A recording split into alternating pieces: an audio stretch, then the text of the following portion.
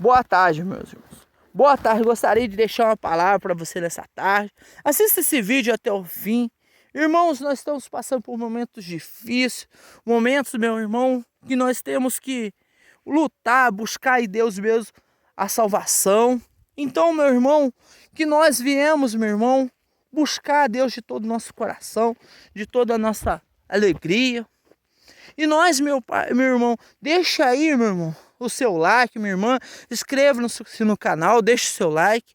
Nós estamos passando aí, irmão, e a palavra de Deus diz que nós devemos, irmãos, orar e buscar a Deus de todo o nosso coração. Aqui no livro de Abacuque, capítulo 2, diz que nós temos que colocar em vigia, numa torre de vigia. Diz assim, a resposta é o Abacuque, capítulo 2. Põe-me-ei na minha torre de vigia, colocar-me-ei sobre fortaleza e vigiarei para ver o que o meu Deus me dirá e que resposta terei à minha queixa. Então Deus está falando assim, ó, vou te mostrar para você, põe-te numa torre de vigia que eu te mostrarei. Põe numa torre de vigia para orar, põe para se vigiar. Põe-me numa torre de vigia e colocar-me sobre a fortaleza. Vigiarei para ver o que Deus me dirá.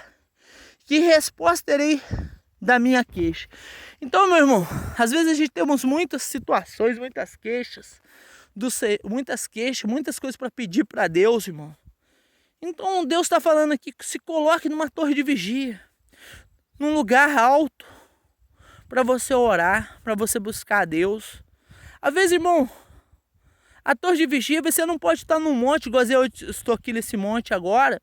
Você não pode estar aqui nesse monte, mas você pode fazer uma torre de vigia na sua casa, para você se colocar e ver o que Deus quer falar com você.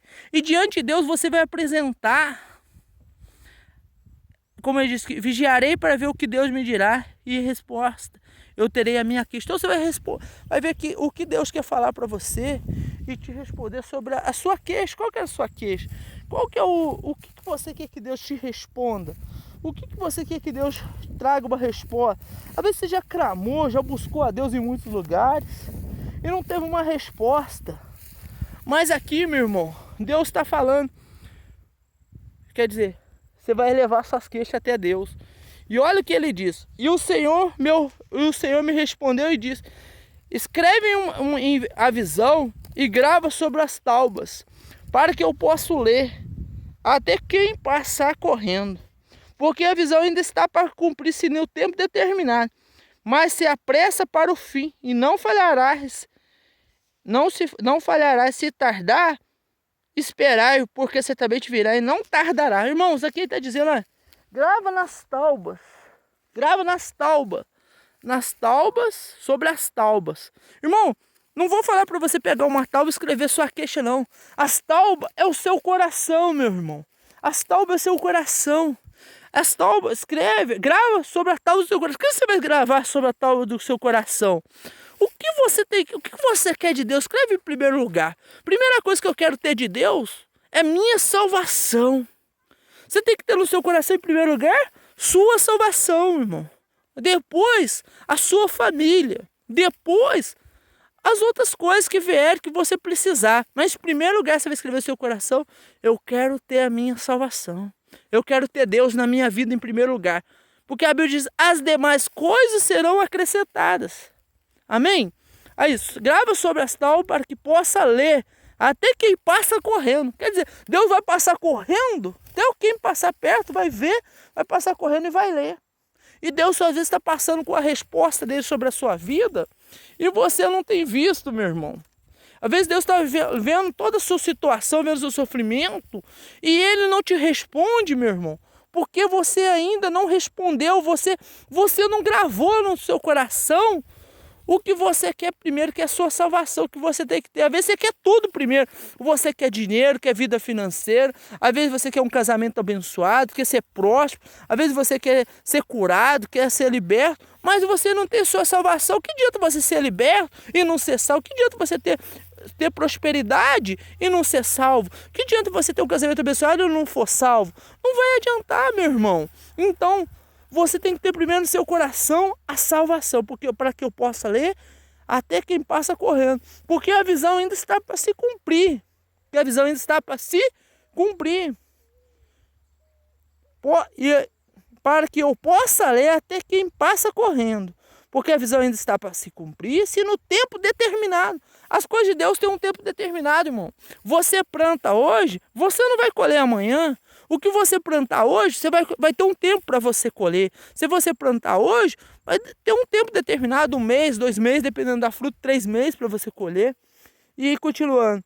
Mas, no seu tempo determinado, mas se apressa para o fim. Mas se apressa para o fim e não falhará. Apresse-se para o fim, mas não falhará. Quer dizer, ela não vai falhar. A promessa de Deus não vai falhar, irmão. O Deus quer a sua salvação. Então a promessa dele para a sua vida não vai falhar. Não vai falhar. Se tardar, esperai-o, porque certamente virá e não tardará. Aqui, irmão, ele está falando duas coisas. A promessa de Deus para você. Qual que é a promessa de Deus para a nossa vida?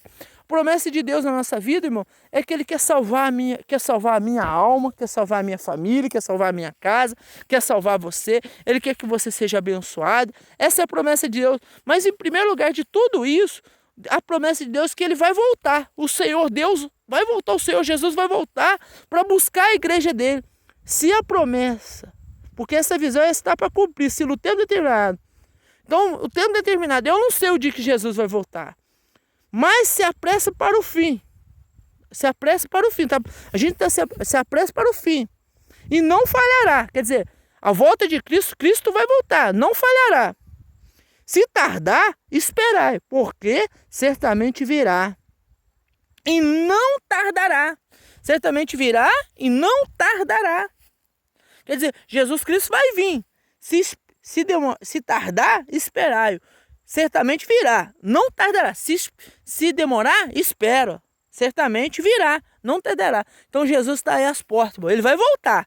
Nós não sabemos dias, não sabemos a hora, não sabemos o momento, mas ele vai voltar. Então fica essa palavra para você, irmão.